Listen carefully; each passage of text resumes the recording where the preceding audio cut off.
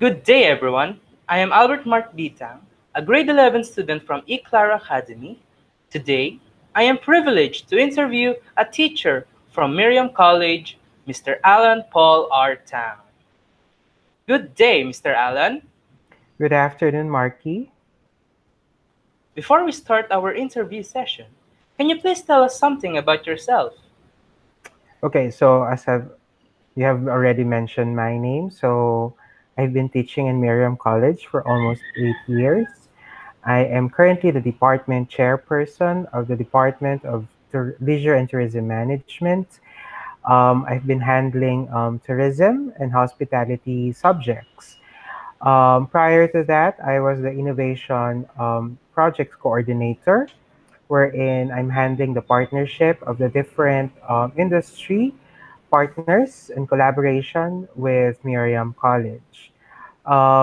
Basically, I've been in the teaching profession for almost or more than 15 years, and it has been my passion to really share to everyone, not only to my students but to everyone, my interests in the different fields of tourism, education, information technology, and research. So I had been able to present also my research works locally and abroad. And one thing that I would say I love the most is traveling. I've been to several countries like Korea, Japan, and last year I was able to remove or cross out in my bucket list.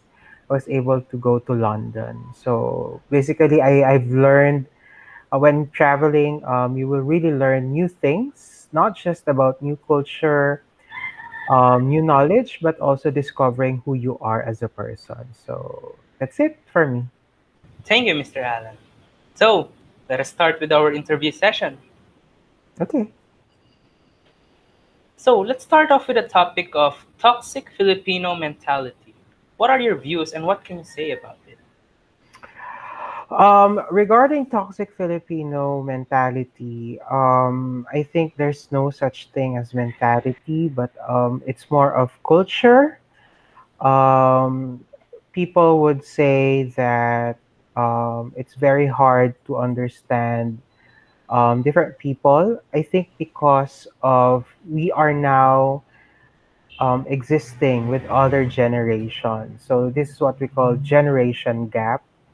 I myself has been into different types of I meet and interact with different types of generation. My parents are both baby boomers. My brothers, no, my brother and sisters, because I have my sister-in-law. They are both under the Gen X rather. Me myself is a Gen Y, who is a millennial. My nephews are in Gen Z. So, and the new generation, the babies now are Gen A or Gen Alpha. So I think what we need to do is really to also try to understand the experiences of the different generations. There's no such thing as toxic Filipino mentality, but um, I think it's the culture. When you say culture, it's how people live their lives. So, if you're going to see it, if you're going to base it based on their experiences, we all know that experience is the best teacher, and you will learn really when you experience things. So, there will be misunderstanding, I would say, because one generation is different from the generation to another. The baby boomers were not fond of technology. Us, I think, would be the best because we are in the transition. The millennials, the Gen Z, and the Gen Y rather, we are in the transition between the technology and the old school.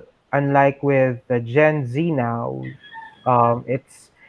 it's more on technology based. So what more for the Gen Alpha? So I guess it's not really a toxic, but what we need is to really understand one another in terms of how we were able to live our lives. So differences, I would say, but toxic it's not, because um, unless one can understand where they're coming from, then there would be, I think, no toxicity in terms of that. Mm. Thank you, Mr. Allen, for a wonderful answer. Moving on, for our second topic, what can you say about the different existing genders in our society? Okay, I would always say that gender is really fluid. When you say fluid, there should not be a label on that. But my Catholic faith would say that God created two gender, that's man and a woman. So I would say that really gender is more on self-expression. How would you like to express oneself? Um, I think it's more on the, what do you call this? We need to be tolerant in this kind of under, or we need to understand again what where they're coming from. But I would always go back to what my parents or what the church had taught me, that as long as you are not doing anything bad, you're not causing or you did not commit um, that would somehow diminish your own personality, your own as a person, as being a human person or human being. You did not kill anything, but as long as you're just expressing, you want to express yourself to everyone. I think there's no wrong with that. It's not wrong. It's just that we need to be tolerant. We need to be have an open mind in terms of how we're going to really appreciate. Um, I think it's this. It's not a kind, but this type of people. So, kasi pag kind, it's something that it's from the animal kingdom. But these are types of people, and this type of gender would really impose who who they are and how they want to express themselves freely. Um, we were created through the image and likeness of the Lord, or of God, and we are given freedom. But let's not abuse that freedom, because our freedom comes with every responsibility or responsibilities that we need to be more cautious and conscious about it. So that's it. Thank you for your answer, Mr. Allen. Now, for our third topic, is about age. What can you say about our generation compared to the ones before us? Well, it's that question is quite similar as to your first topic, the generation or the toxic Filipino mentality. Um, I think what we need really now is we need to understand um, how people live their lives. Um,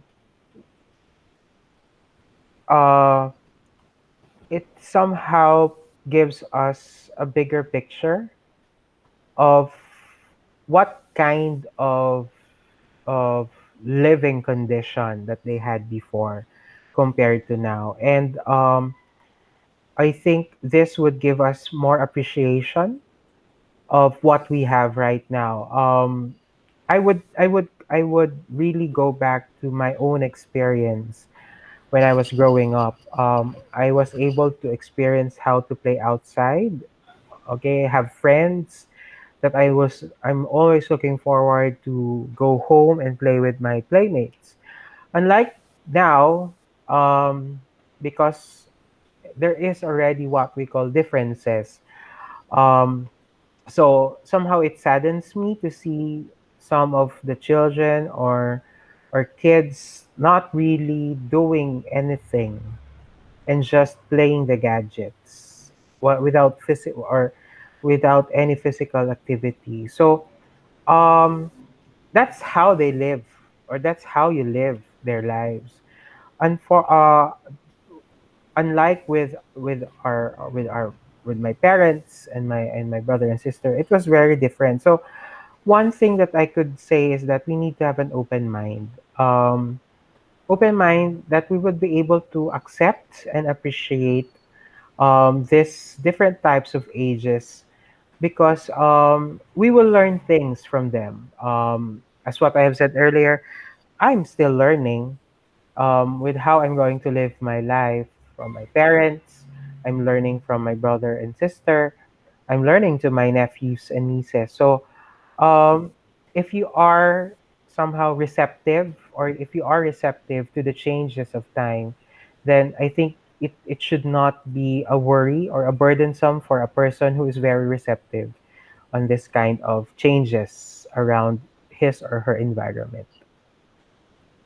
Thank you for answering that question, Mr. Alan. Now, for our fourth topic is social classes. What can you say about the different and not equal classes in our society? Well, really, one of the injustices of the society now is inequality based on social classes. Privileges are really limited for those who are in the lower classes. Privileges are given more for those in the higher classes. However, let's not forget the word equity. It should always be equality and equity. What I have learned in my economics class when I was in high school and in college, that there is no such thing as equality if equity would exist. Equality really comes because of how people are living their lives. Yes, if you are rich, then you have more resources. If you are not that rich, you have limited resources. So you need to live by the means of the resources that that you have.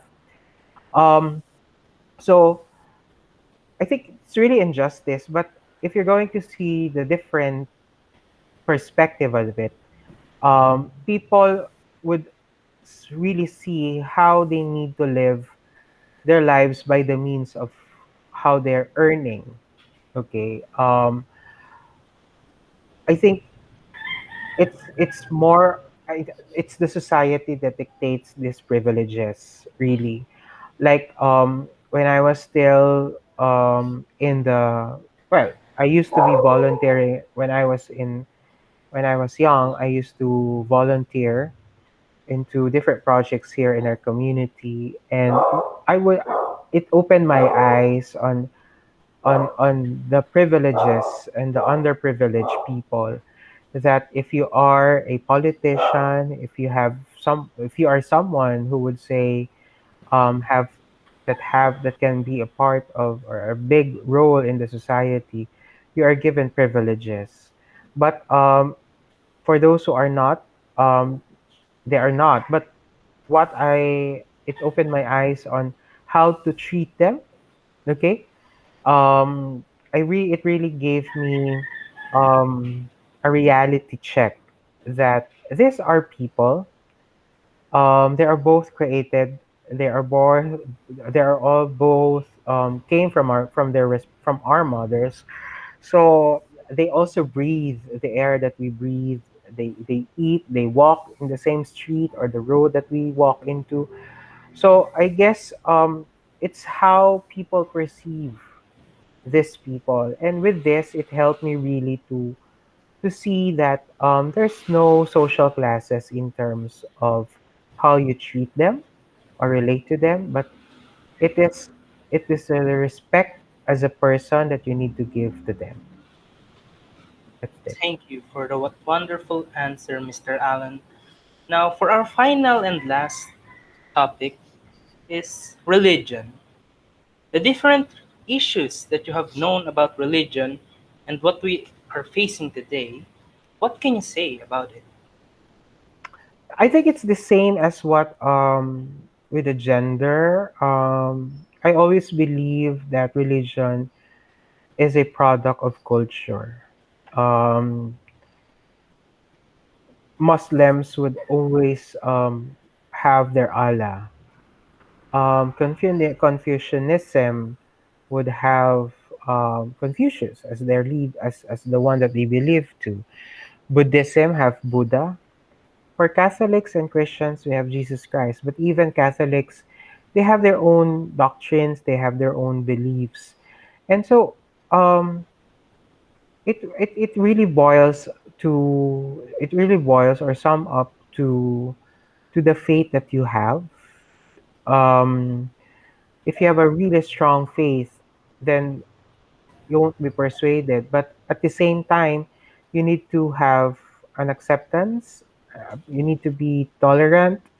You need to be open-minded in terms of for you to be able to understand the different religion because I would always see it as a win-win solution. It takes two to tango. So if you would appreciate one's religion and then there would be and be tolerant on it, having an open-minded and be able to accept their own faith, and then I think harmoniously we can live with different religion.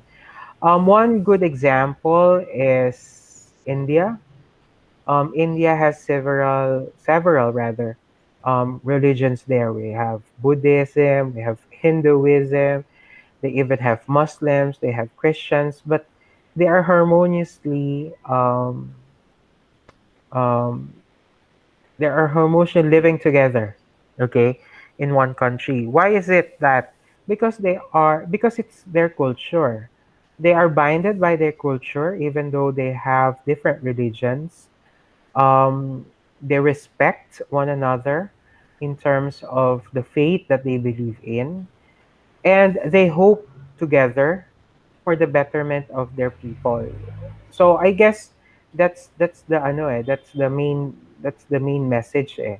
We need to respect, we need to be tolerant, and we need to have a stronger faith so that we can really appreciate other religion. Thank you for answering my questions.